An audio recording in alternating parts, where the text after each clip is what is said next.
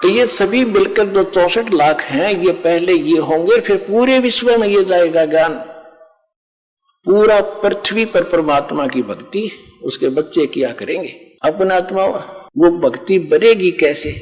कितनी श्रद्धा कितनी आस्था अपने बनानी पड़ेगी, तब जाकर ये बात सिरे चढ़ेगी। कैसे?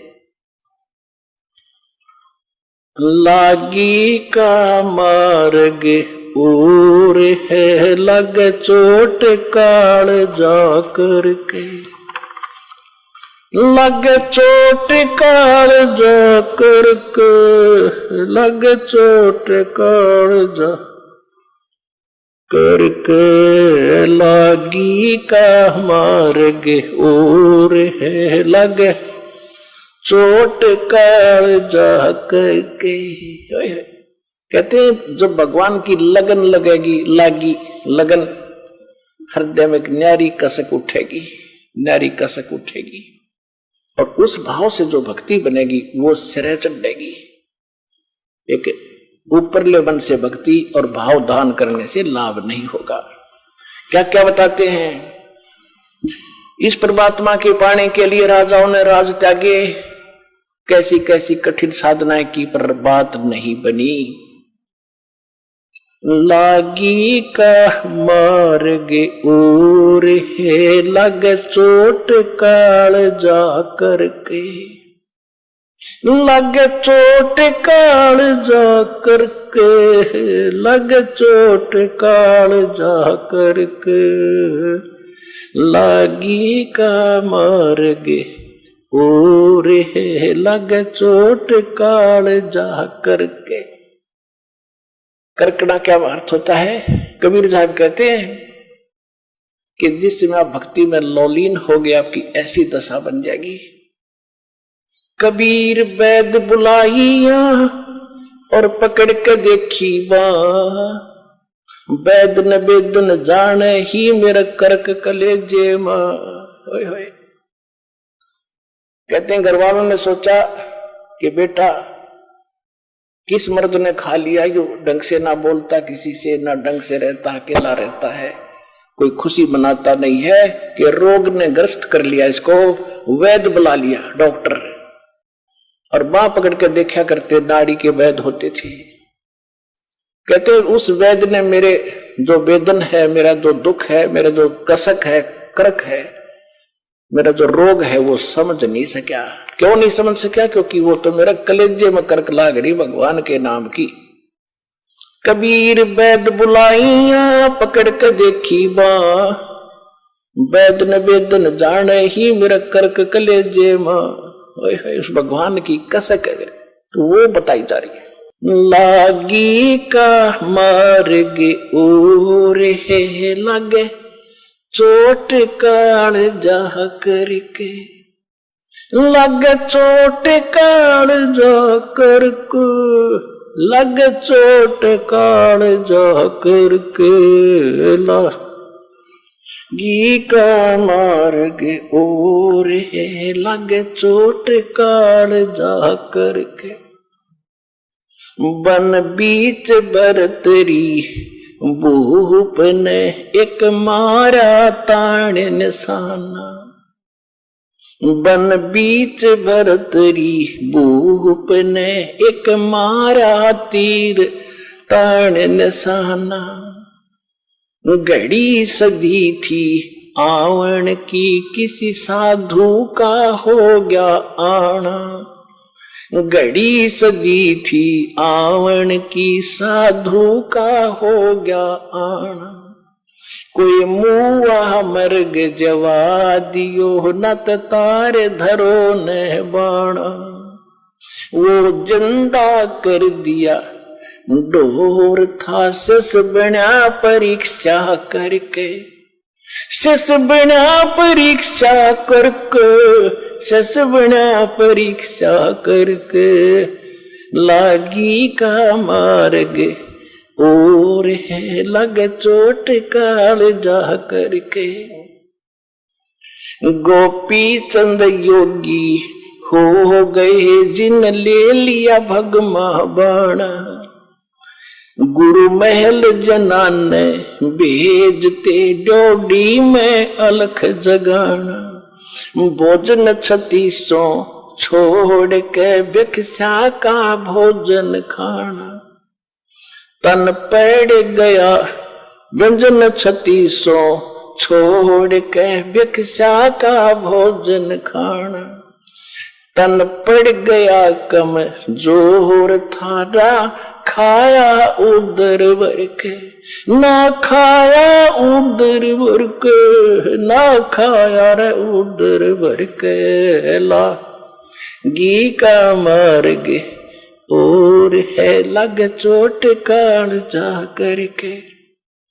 बाजीद कहे उठाओ ऊंट को, लोग कहे ये मुआ। बाजीद कहे उठाओ ऊंट को, लोग कहे ये मुआ। उठन वाली चीज रही ना, गया ओड सलानी सुआ।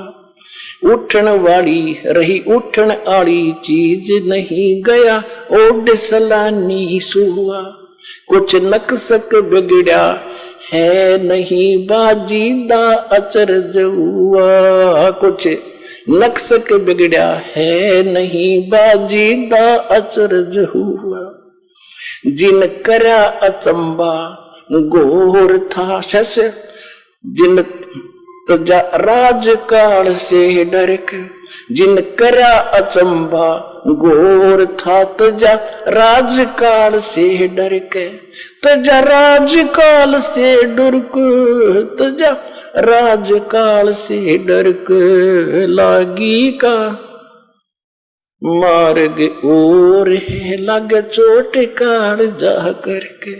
सुल्तानी मगन बैराग में इब्राहिम सुल्तान अदम के बारे में बताया जा रहा है। सुल्तानी मगन बैराग में जिन तज दिया बलख बुखारा। कदे पालकियों में चाल तेरे आज ठालिया गुदड़ बारा। सब संगी छोड़ी रोवती रोवे था कौन बासारा। सब संगी छोड़ी रोवती रोवे था कौन बासारा। शोर मचारण वास में ना देखा पीछा फिर के। ना देखा पीछा फिर के, ना देखा रे पीछा फिर के। ला घी का मार्ग और है लगे चोट काल जा करके। लागी का मार्ग और है लग चोट काल जा करके। लग चोट काल जा करके। लग चोट काल जा करके। लागी का मार्ग और है लग चोट काल जा करके। कुएं में शेख फरीद ने कैसी मीठी बोली बासा। कुएं में शेख फरीद ने कैसी मीठी बोली बासा। तुम चुन चुन कागा खा ली और मेरे हाडों पर का मासा। तुम चुन चुन कागा खा ली और मेरे हाडों पर का मासा। मेरी दो नैना ना छेड़ियो मोहे राम मिलन की आशा। मेरे दो नैना मत छेड़ियो रे मोहे राम मिलन की आशा। जिन करी तपस्या गोर थी वो होए आसरे हर के। वो होए आसरे हर के। वो होए रे आसरे हर के। लागी का मार्ग और है लग चोट काल जा करके। लग चोट काल जा करके। लग चोट काल जा करके। लागी का मार्ग और है लग चोट काल जा करके। पीपा दरिया में कूद गए रटिन कैसी करी डेठाई, वो डर पाड़ा जीत गए जिन सर धड़की बाजी लाई, वो नर पाड़ा जीत गए जिन सर धड़की बाजी लाई। कह मंगलानंद चेतियो तुम सोच समझ मेरे भाई, कह मंगलानंद चेतियो लो सोच समझ मेरे भाई। बिन चेते यू झूठा शोर है कुछ जाइयो सुकर्म करके, कुछ जाइयो सुकर्म करके, कुछ जाइयो रे सुकर्म करके, लागी का मार्ग और है लग चोट काल जा करके।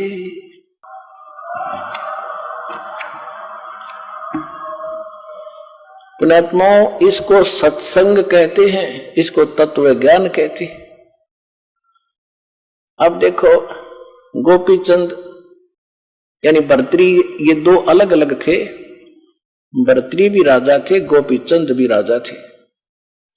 भर्तृ जी एक दिन राजाओं में ये कुबद पैदा कर देता है, काल ये बकवाद घनी करते हैं, सारे पाप करते हैं, बेशक कितनी अच्छी आत्मा का हो।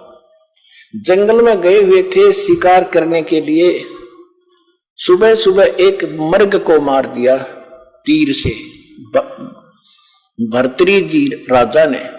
उसी समय गोरखनाथ आगे साधु, उसने कहा रे ए भाई कौन है तू, और तूने ये भगवान का बच्चा क्यों मार दिया।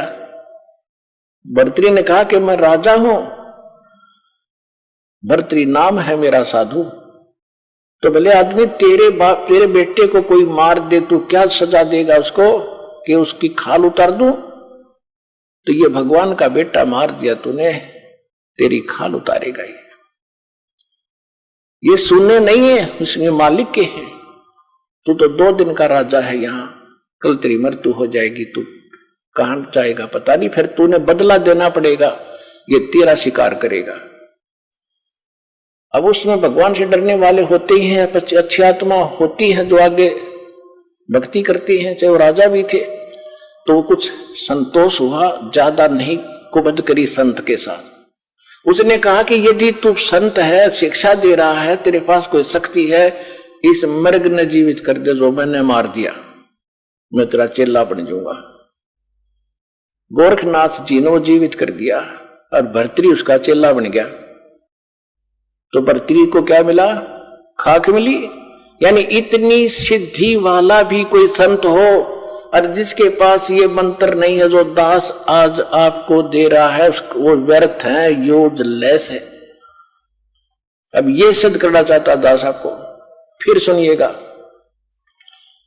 कुएं में शेख फरीद ने कैसी मीठी बोली भाषा। अब जो प्रसंग चल रहा था भर्तृ का, उसने नाम ले लिया, राज भी त्याग दिया, लेकिन कुछ नहीं मिला। ये धक्के खा रहा है इस काल के लोक में। अब शेख फरीद नाम के एक मुसलमान थे, बचपन से एक कसक थी उसकी, भगवान की, घर भी त्याग दिया। एक ऐसे सूफी संत का चेला बन गया जाकर, जो एक आंख से काना था। काना मन एक आंख छोटी थी उसकी, वो खुद की भी छोटी थी एक आंख। यानी ये तो अलग प्रसंग है, लेकिन वो इतना सिद्ध प्रसिद्ध था कि जो भी वो वचन कह देता साफ ठीक हो जाता है, इतना सिद्ध प्रसिद्ध था। और वो सिद्ध कौन थे? वो पिछले ही आप जैसे जो अब भक्ति आप कर रहे हो ना, इसके बारे में बताया पर गरीबदास साहिब ने परमात्मा की महिमा के शब्द महल में सिद्ध 24 हंस बछोड़े विश्वे विसा। कि इस जो नाम हम देते हैं आपको, इसमें 24 सिद्धियां आ जाएंगी आप में। और अगर ये इन सिद्धियों का तुमने प्रयोग करना शुरू कर दिया तो फिर आपकी टायर पंचर हो जाएगा, गाड़ी यहीं खड़ी रहेगी। अब वो प्रसंग नहीं है, दूसरा फिर सुनाएंगे। तो ये जो नाम आपको दे रखे, इसमें इसी सिद्धि बहुत आ जाएंगी, लेकिन आपने प्रयोग नहीं करना, नहीं तो आपकी प्रभुता हो जाएगी और आपकी पूंजी नष्ट होनी शुरू हो जाएगी, आप पार नहीं हो पाओगे। फिर भी अब क्या हुआ कि वो पहले आप यहां से चले, जो रह गए वो भटक रहे हैं। वही प्रसिद्धि हो पाई, उन्होंने किसी को कुछ कारण से प्रसिद्ध था, कोई किसी कारण से प्रसिद्ध था। गोरखनाथ भी ऐसे ही प्रसिद्ध था। जब परमात्मा के सामने आया तो उसकी अकल ठिकाना हुई कि गोरखनाथ सिद्धि में फूला, सिद्धि में भूला, टूणे टामन हांडा फूला, ये जंतर मंत्र जोग निभाई, काल चक्र तुम जोरा खाई, तुम हो जम की फर्दी माही। तब परमेश्वर से नाम लिया, कहते हैं सतगुरु कबीर गुरु और गोरख चेला, फिर 9 खंड में वो रमे अमेल अकेला। अब कहने का भाव यह है कि परमात्मा का बच्चा था। सभी शेख फरीद ने वो संत भी एक ऐसा सिद्धि वाला संत गुरु बना लिया वो, और उसकी साधना करता था। और अब शेख फरीद तो घर से निकला ही नहीं था कि किसी प्रकार मेरा मोक्ष हो, उसका दूसरा उद्देश्य नहीं था। तो वो तो जाते ही आश्रम में उसकी टेंट, ये एक ही भावना थी कि गुरुजी नाराज नहीं होने चाहिए, गुरुजी रुष्ट हो गए तो भगवान रुष्ट गया। यानी ऐसी कोई क्रिया मुझसे ना बने कि जिससे गुरुजी की आत्मा को ठेस हो। तो हर संभव कोशिश करके अपने गुरुजी को प्रसन्न करता था, और वो गुरुजी शेख फरीद की जी के ऊपर बड़ा प्रसन्न था। तो 5-7 और भक्त रहते थे आश्रम में। उनको जब देखा कि गुरुजी शेख फरीद के प्रति ज्यादा अट्रैक्शन है, तो ऐसा काम, ईर्ष्या होगी उनको, ऐसा काम करें कि गुरुजी इससे नाराज हो जाए, ऐसी कोई कहानी बनाए। अब वो नकली जो गुरु था, सिद्ध तो था लेकिन था नकली। वो क्या करता था, शाम के खाना खाते ही हुक्का मांगा करता था, हुक्का पीता था। और उन्होंने क्या कर रखा था, संत जी ने सोचा ये आपस में झगड़ा वगड़ा ना करेंगे, सबकी सेवा बांट रखी थी कि एक दिन सेवा ये करेगा, रोटी भी बनाओगा, हुक्का भी पिलाओगा, सारे काम यही एक करेगा। तो जिस दिन शेख फरीद का नंबर आया, उन दूसरों ने क्या देखा कि वो गुरुजी इतना क्रोधी था कि खाना खाने के तुरंत बाद 5 मिनट के अंदर अंदर, 5 मिनट से पहले पहले हुक्का चाहिए उसको पीने के लिए। वो लेट जाता था आश्रम में अलग से कुटिया। अगर 2-4 मिनट लेट हो जाता तो उसको इतना धिक्कार था, गुस्सा हो जाता था, उसको कई दिन सेवा से वंचित कर देता था, मुंह से नहीं बोलता था, बाहर एक साइड में बैठा देता था। तो वो ये चाहते थे कि इसके शेख फरीद के साथ कभी ऐसा बने, वो मौका देवा नहीं था। एक बार उन्होंने क्या किया कि क्या करते था, शेख फरीद ने खाना बनाया कि गुरुजी को खाना खिला जाता, और उधर से आग पहले ही चालू कर जाता था हुक्के भरने के लिए। आग पहले ही बना रखा तैयार रखता था। खाना खिलाकर बर्तन धोकर रखकर आया तो पीछे से उन्होंने क्या किया, वो ईर्ष्या करने वाले चेलों ने, भाइयों, गुरु भाइयों ने वह आग बुझा दी। और मौसम था वर्षा का थोड़ा थोड़ा सा, लेकिन वह आग बुझने की जगह नहीं थी। तो उसने उस समय ये ध्यान नहीं दिया आग क्यों बुझ गई। उसको तो ये चिंता थी कि आज तेरी करी कराई भक्ति गई और नाश हो जाएगा, गुरुजी नाराज हो गए, और कोई आग नहीं, चूल्हा खत्म, बंद हो गया।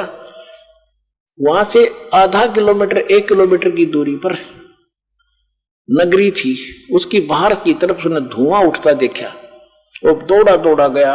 एक माई भोजन बनाने की तैयारी कर रही थी। ऐसे समाज, यानी वर्षा के मौसम में लकड़ियां भी अच्छी नहीं, गिल्ली गैली सी सी हो जाती हैं। वो मुश्किल से आग फूंक मार मार कर बनाओ थी, धुएं में आंखें लाल हो रही थी। और शेख फरीद भाग्या गया कि माई आग दे दे, माई आग देना, माई आग देना। उसने देखा बाबा जी आ गया। वह थी गुस्से वाली, कहने लगी आग अच्छी नहीं मिलती, आंख फुड़वानी पड़ती, आंख फुड़वा ले तू अपने, तू फुड़वा ले आंख। अब उसने सोचा भाई आग मिल जानी चाहिए, गुरु जी प्रसन्न हो, आंखें फुड़वा लूंगा। माई ले, वो चिमटा दे के आंख काट के दर्दी, ले माई मैंने आग दे जल्दी, मेरे गुरु जी दुखी हो जाएंगे। और माई ने देखा तो उस बाबा का चेला है, गुस्से में कह दी वाडर की कि वो तो शराब देगा, तेरा नाश होगा। उसने तो सारी आग निकाल दी जितनी बना रखी थी। धड्डे बाबा जी वो गाल के तो भाग लिया। उसने देखा कि आंख ताड़े छोड़ गई। अब रात होगी, रात ना और जावे कैसे। उधर से लड़के ने अपना पल्ला बांध, एक आंख पर ऐसे कपड़ा बांध लिया, गिर लिया मुंह उसके ऊपर। और गुरुजी ने पहली आवाज दी थी, आश्रम में प्रवेश हुआ था, अरे शेख फरीद इतनी देर कैसे लगा दी हुक्के को। दूसरी आवाज जब दी रहे, कहां मर गया शेख तू, फरीद कहां मर गया। आया गुरुजी, आ गया गुरुजी। भाग दौड़ के हुक्का दर दिया चलम। हुक्का दर दिया तो देखा राग का क्या लग गया, आपकी दया है गुरुजी, कुछ नहीं लगा। वो भी कि मैं तो नाज का नसार कुछ फिर रोकेगा, वो गुरुजी तो पी के सो गया। वो सारी रात बेचारा जैसे दुखी सुखी रात काटी। माई ने रात नींद नहीं आई, वो तो सुबह उठते ही एक और सहेली को लेकर साथ में और उस आंख को लेकर गुरुजी के पास गई, संत के पास, और माफी मांगे, नाक रगड़े, मुझे गलती होगी। माई ने सारी कहानी बताई। वो संत पूछा, रे बात क्या है? कि आपका चेला गया था, आग लेने गया था, मैं गुस्से में थी, मैंने कह दिया आंख फोड़ ले, आंख फूटने से आग मिलती है, आंख फुड़ा रखी मैंने तो भी फुड़वा ले। उसने सचमुच आंख निकाल कर दर दी, बाबा जी मैं तो घनी दुखी होगी, मेरे गलती होगी, माफ करो। तो उसने देखे कौन गया था, कि पता नहीं, मैं नाम तो नहीं जानती। गुरुजी ने पूछा, रे शेख था कल तो भाई, वो फरीद था, फरीद बोला सारे आगे। अब बेटा क्या हो गया, तेरी आंख को क्या तकलीफ होगी? हक आपके रहते गुरुजी, क्या हो गया मेरी आंख को? कुछ नहीं होना, ये माटी आपकी है, शरीर आपका दाता, आपके निमत लगे। पुण्यात्मा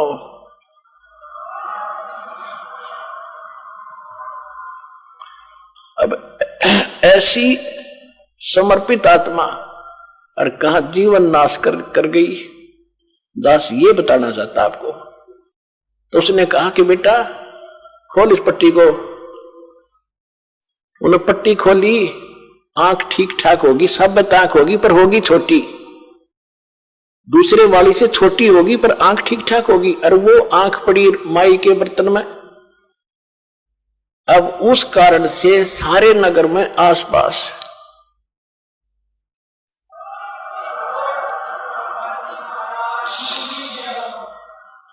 उस बाबा जी की, उस नकली संत की सिद्धि के कारण इतनी महिमा होगी, वे पूछो मत, संत हो तो ऐसा हो। अर्पण आत्मा फिर शेख फरीद जी को डाउट क्या रहा कि ऐसा महापुरुष ये जो ज्ञान देगा सारा ठीक होगा। अब कहते हैं लागी का मार्ग और है लागे चोट काल जा करके, ऐसी लगन लगेगी तो भगवान मिलेगा। लेकिन वो लगन और गलत स्थान पर लगा दी। अब गाय से दूध मिलेगी, सबने पता, अब गाय से दूध मिलेगा। और गाय की जगह किसी ने गद्दी दे दी होगी, गाय है काट ले, भर ले बाल्टी, उसने कितना चारा खुआ लियो और कितना उसने कुछ कर लिया, वो गाय वाला काम नहीं कर सकती। श्रद्धा भी स्थान पर हो, ठीक ठिकाना हो, और फिर लगन लगावे। आम बबूल का बीज बोके और आम चाहने के लिए उसकी पूरी सेवा, अंत में बबूल ही लगेंगे, आम नहीं लगेगा। आम के लिए तो आम का बीज बोकर फिर वही लगन लगानी पड़ेगी, जिस तरह बबूल के पेड़ को प्रफुल्लित करने के लिए किया था। तो यदि आम का बीज बोकर भी वही श्रद्धा रखनी पड़ेगी, वही तरीका अपनाना पड़ेगा, तब ये बात बनेगी। फिर क्या हुआ, कुछ दिनों के बाद वो संत की मृत्यु होगी, सूफी संत मुसलमान की। और वहां फरीद जी, वो 5-7 जो बच्चे रह गए थे आपस में, उनके मन मुटाव होता था। तो वो क्या करता था, अपना वहां से निकल गया और एक कहीं जाकर साधना करी 12 वर्ष तक। और 12 वर्ष में केवल 1.25 मन अन्न खाया, 50 शेर 1.25 मन। अब 12 वर्ष में कितने, एक वर्ष में 365 दिन, और 12 वर्ष में कितने हो गए? और प्रतिदिन एक इंसान जीने के लिए कितना भोजन खाता है? आइडिया लगाना, 100 मन खा जा 12 साल में एक व्यक्ति। और वहां पर 40 किलो खाया 12 साल में, 50 किलो, तो शरीर तो कंडम हो गया, मांस रहा नहीं, अस्थि पिंजर शेष रहा। एक दिन वो लेटा लेटा ऐसे बैठा था, लेट के बैठ कर जैसे भी साधना कर रहा था, कौवे आ गए। उन्हें सोचे ये मनुष्य मर गया। आसपास आकर बैठे चार सब जगह देखा, वो तो मांस तो उस पर था ही नहीं था, खाल और हाड माथे पर बैठ गया आके। उन्हें आंख दिखी कुछ इनमें मांस है, तो उन्होंने कोशिश की कि आंख निकाल ले इसकी, अपना पेट भरेंगे। तब शेख फरीद ने कहा, हाय हाय, कुएं में शेख फरीद ने कैसी मीठी बोल। फिर वो क्या किया उसने कि भाई यहां तो ये कौवे दुखी करेंगे उन्हें, और वो कुएं में लटक गया उल्टा जाके।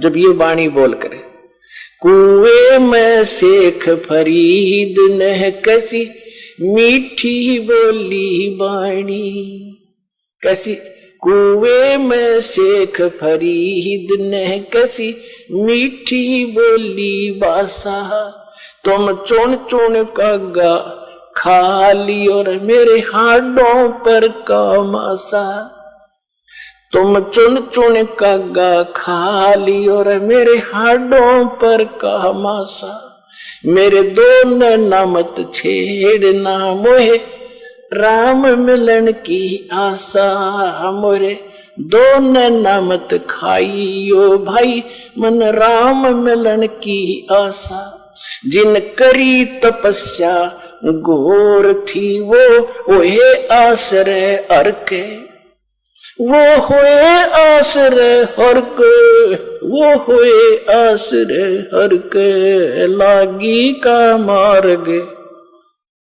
और है लग चोट काल जा करके। अब देखो कितनी प्यारी आत्मा, परमात्मा के लिए शरीर की परवाह नहीं की, क्योंकि वो भगवान के लिए निकले थे।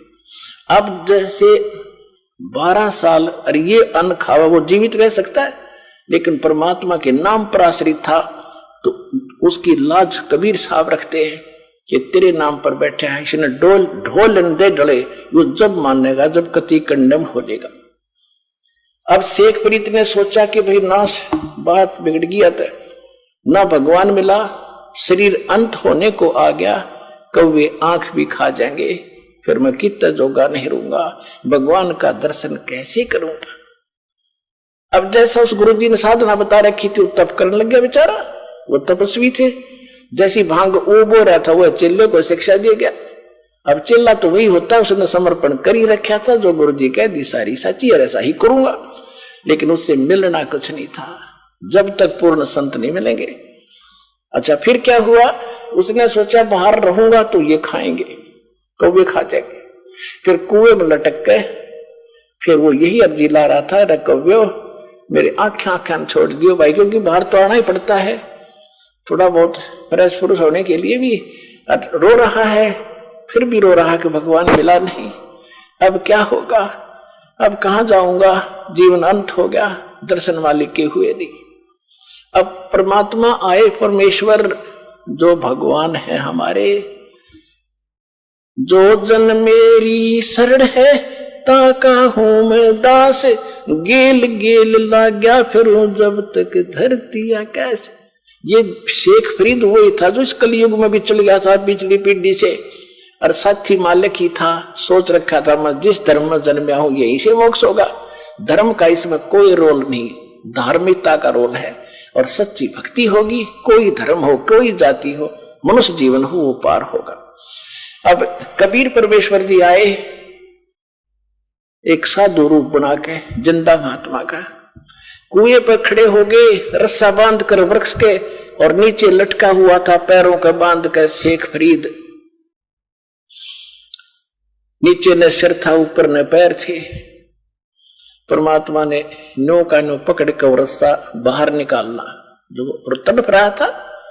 अब पुकारता अपने अपने गीता अपने सुना करे, हमारा बाप ही कबीर साहब है, सत्य पुरुष है। जब उसने बाहर खींचा तो पहले क्या करते थे, पाली आ जाते थे ग्वाले, वो शेख फरीद तपस्या कुएं में करता था, बाहर आकर थोड़ी बहुत देर बैठता था, तो पाली उसके रस्से को पकड़ के डंडी से ऐसे हिला देते थे। वो कभी इधर लगता था कुएं में, कभी इधर लगता था, वो फिर यूं कर लेता था। पाली छोड़ छाड़ कर थोड़ी देर छेड़ छाड़ कर चले जाते थे, कोई बद्दुआ नहीं देता था। प्रार्थना करता था भाई ना छेड़ो मुझे, मैं अपना काम कर रहा हूं। तो उसने सोचा उस दिन कि आज तो ऐसा शरारती व्यक्ति आ गया, इसने मैं बाहर निकाल लिया। पहले तो छेड़छाड़ कर चले जाते थे, मैं थोड़ी देर में हो जाता था सेंटर में।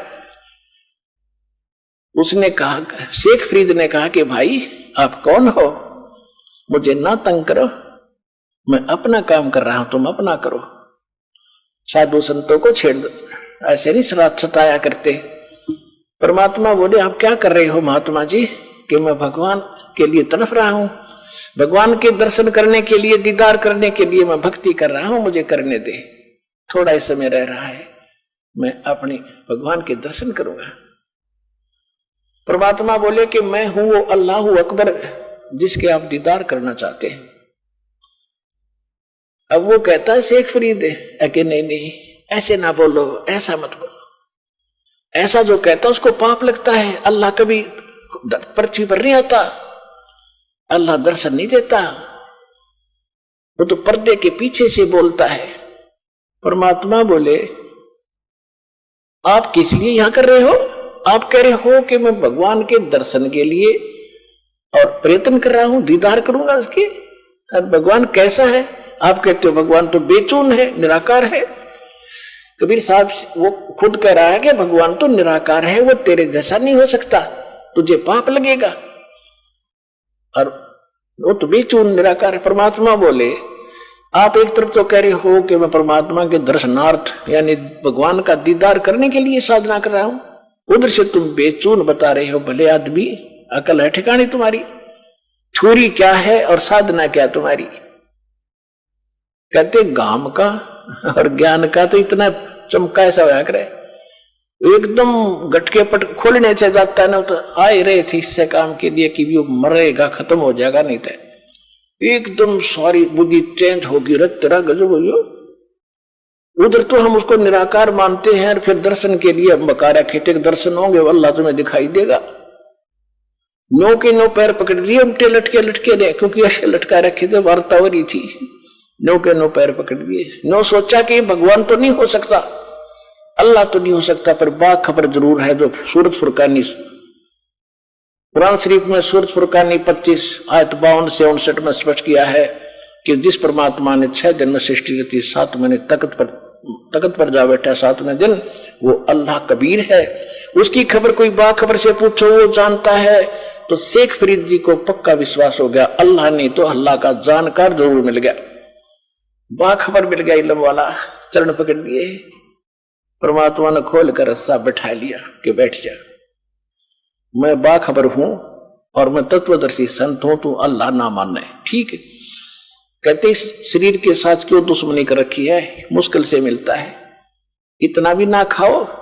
कहते इतना भी ना खाओ अंगड़ाई टूटे, आलस हो जा, इतना कम भी मत खाओ कि आपकी क्या हालत हो रही है। आप वचन कब करोगे, आपकी तो बुरा हाल हो रहा है, खाने पीने सूखा पड़ा शरीर। श्रीमद् भगवत गीता अध्याय नंबर 6 के श्लोक 16 में लिखा कि अर्जुन, ये योग यानी भक्ति साधना न तो ज्यादा खाने वाले की या बिल्कुल ना खाने वाले की, या ज्यादा जागने वाले की और न ज्यादा सोने वाले की, किसी की सफल नहीं होती। सूक्ष्म वेद में बताया है कि प्रथम अंजल संयम रखे, संयम करे खाने और पीने पे, और योग युगत सब सतगुरु भाके। ये सब तरीका वो सतगुरु बतावेगा जब कभी आवेगा, तो कैसे भक्ति करनी चाहिए, कैसे रहना चाहिए। इन पिछले वालों की तरफ ना झांकना, उनने किक के डले ढोए थे, उनको खाक मिला, तब परमात्मा ने उसको कुछ आहार कराया, फूल फल खवाए, वो तो ताकत साथ थी दाता की। फिर उसको नाम दिया और कहा अब होगी तेरी मुक्ति बेटा। जब शेख फरीद की मुक्ति हुई, पुण्यात्माओं आप उन पुण्यात्माओं में से हो, परमात्मा आपको इकट्ठा कर आज लाया है, आपको सहज में वो मार्ग मिल गया है। इसकी भक्ति करो और सच्चे दिल तक आखिरी सांस तक लगे रहना, संसार की तरफ ना देखना, तुम्हारा बेड़ा पार होगा, तुम्हारा मोक्ष होगा।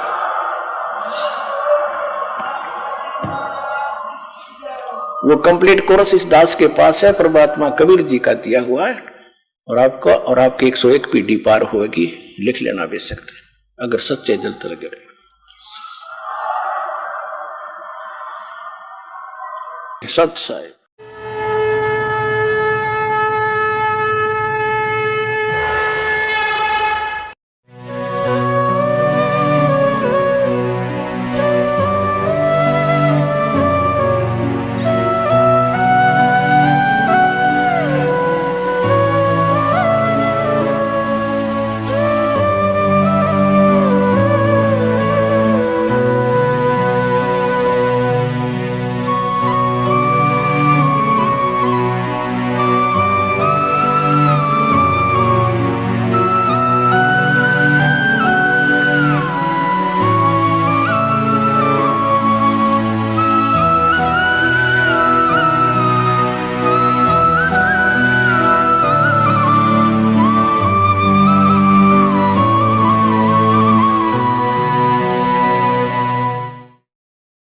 ऐसे और वीडियो देखने के लिए चैनल को सब्सक्राइब करें और वीडियो को ज़्यादा से ज़्यादा शेयर करें। और हाँ, वीडियो के बारे में अपनी महत्वपूर्ण राय हमें कमेंट बॉक्स में ज़रूर बताएं। धन्यवाद।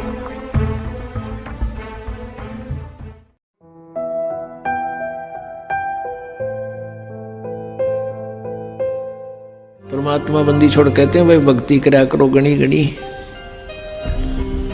और ये समय ये दाव फिर नहीं लगेगा।